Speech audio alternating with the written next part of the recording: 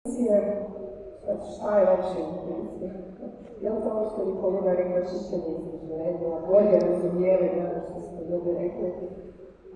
Preuzimanje rizika u odnosu na intuiciju. Ja mislim da ljudi često, nekada, muško, žensko, uđu u dramu oko svake najbolje odluke koje trebaju donijeti.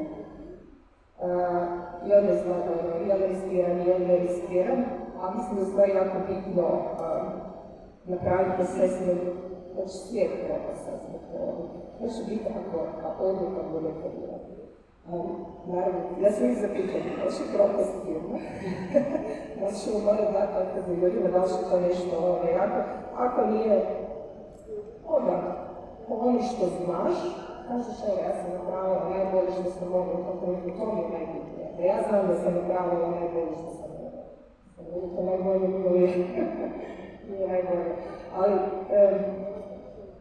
vi kad ste znanstveni, onda naučite jednu stvar. Šta je moglo biti drugačije, da ste donijeli drugačije odluku i u stvari probate? Da jedino kad možete znati je li nešto radi ili ne radi, je li nešto ispravno ili neispravno, i kad imate negativnu ili pozitivnu kontrolu, to bude posebno. Imate višak koji ga pridaje, imate višak koji primuje, da se zove kontrolne skupine, a onda vi dođete s trećom grupom koji možete dati možda svoju testu situaciju. Kad to nemate, vi u stvari nemate pojma, da li da ste donijeli vašu odluku, to bi ona bila bolje. Tako da kod meni je rijetko kad je nešto krivo, bravo, ja to tako kažem. Dobro, kad sam radila intervju sa našom kompanijom Medisom, koja nije ovdje, sam pitala koji je najbolji savjet koji je dobila u svojoj karijeri, ona je rekla, najbolji savjet koji sam dobila je da ne dijelim savjet. Pa evo, ja ću vas pitati, odnosno da ne dijelim savjete koje nije niko tražio.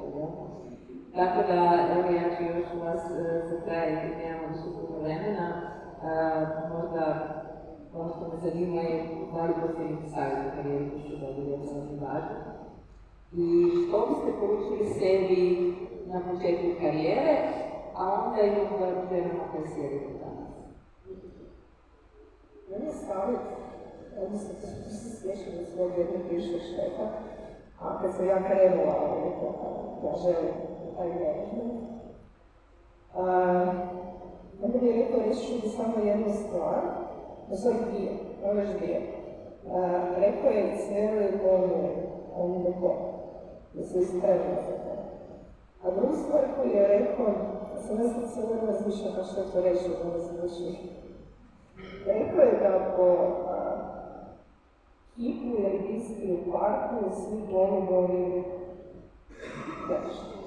I da se treba tako prihvatiti, neki da to osvije. Znači, to sam bila često svoje sjetiti, ste smije 20 godina kako sam to čula, ali često se toga sjetim kad se sjećam lošo. Viš da je telefonija studija, nisu ti krivi, ne tako. A ono što, savjeti su jako, to dosta individualno, ono što radi za mene, možda neće radi za nekog drugog, smo dosta svi skupa različiti.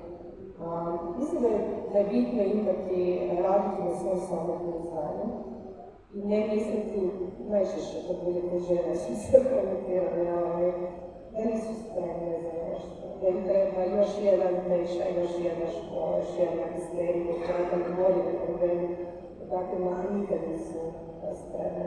Mislim da biti možda malo spremni, preuzeti rizike i probati. Na kraju kraju kažem, neće svijet propast ako ne uspije, a neće čas ne uspije. Zika? Pa ja bih rekla jednu stvar koju sam pročitala nedavno, kaže you are CEO of your life. Fire and promote promjenu. Mislim da to govori zapravo sve. Smo mi šaš za ono što trebamo raditi, znamo najbolje što je to za nas i samo treba tako biti promote kada. To bi bio savjet.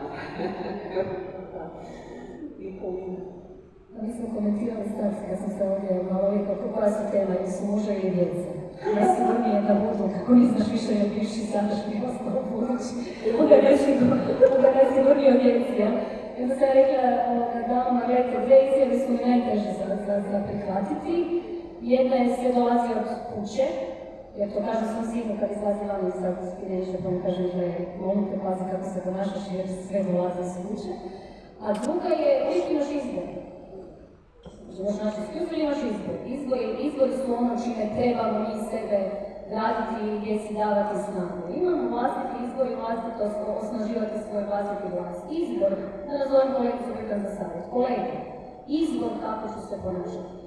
Onaj savjet koji sam ja dobila relativno rano na početku svoje karijere, koji mi je bio onako šokantan i što dijelim sa svojim timom ili što rado dijelim sa svojim mojim kolegama. Vjerom prije imamo, kad imamo novo zaposlene, onda imamo jedan seminar za novo zaposlene obraćajske i uprava, poželimo im, jer želimo da su ljudi zadovoljni, onda jedino kažem, gledajte, tipa sad sjedite tu, 100 vas je dvorani, neko od kolega do vas, ili ćete mu sljedećih 5 do 10 godina, ili ćete mu vi biti šef, ili će vama biti šef.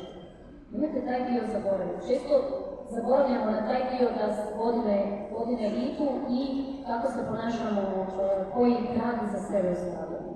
Tako da rekla da je ono što trebamo biti svjesnije i maknuti se kad ideš prema gore, manje se bitno mišati.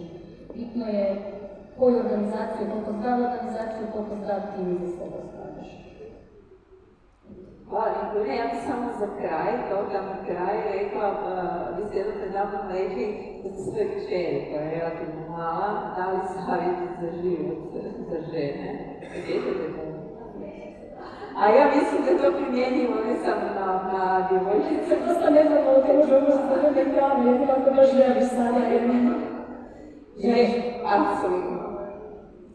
Dakle, mi se možda mi smije Franka je 7 godina dok je bila u vrtiću, onda smo se nešto tako pričali, bilo žensko društvo kod mene i onda ona govorila, mama ti imaš trendice, ja kažem, je Franka, 3 savjeta su biti. Znači, ono što moraš zapamtiti, prvo, moraš biti financijski neovisno, moraš da živo svoj novac, ok? To je prvo. Drugo, ono što se nikad neće promijeniti je za muškarci nastane točka. I treće, još važnije je sa svojim frendicama se oko muškog ne svađa. I onda je ona meni rekla kad je bila u vrtiću, rekla mi, ok mama, znaš, Olena i ja, Marko Vekić je jedan tjedan njezin muž, a drugi tjedan moj muž. I tako da sam ja rekla, Franka, sve si skužila.